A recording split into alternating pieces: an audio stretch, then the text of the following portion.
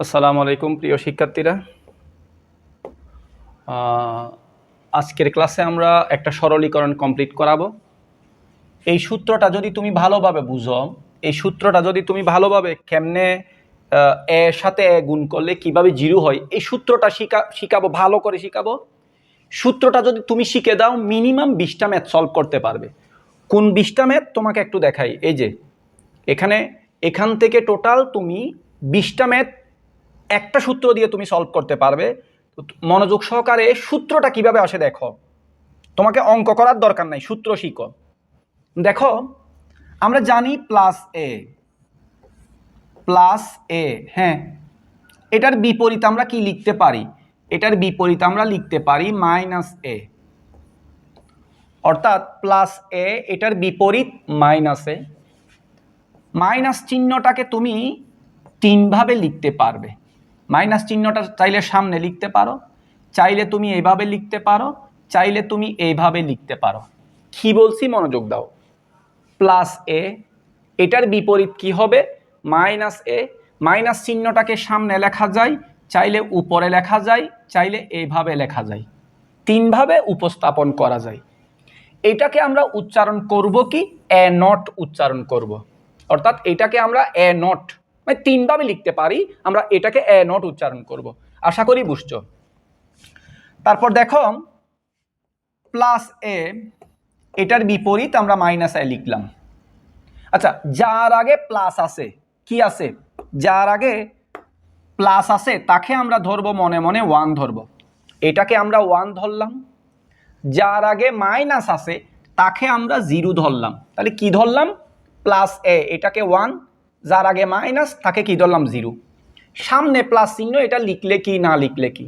আর minus চিহ্ন, এটাকে সামনে যে মাইনাস, এটাকে সামনে না লিখে আমরা উপরে লিখে দিব।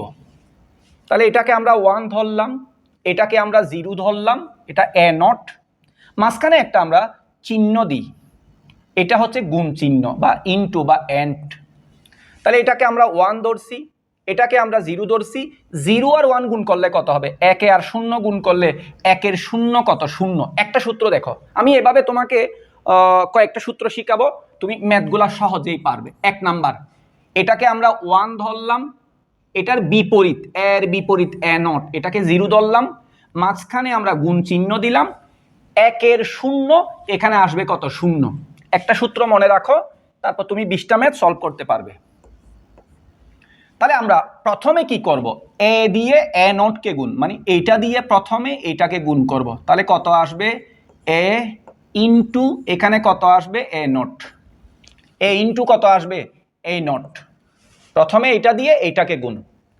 তারপর আমরা যেটা লিখব, এইটা দিয়ে আবার বি কে গুণ, এ বি। এখানে আসবে কত? এ, তারপর লিখব কত? B, A B.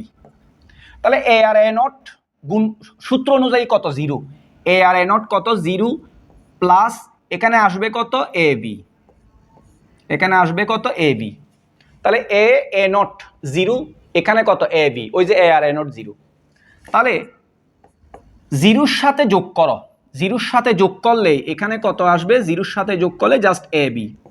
তো আমি তোমাকে বলি, সরলীকরণগুলা তোমার কাছে কঠিন মনে হয় কেন? সূত্রগুলা তোমাকে মুখস্থ করতে বলে। তুমি অনলাইন অফলাইন অনেক ক্লাস করছো, সূত্রগুলা কেমনে তৈরি করে তোমাকে কেউ শিখায় নাই, এই জন্য তোমার কাছে কঠিন মনে হয়।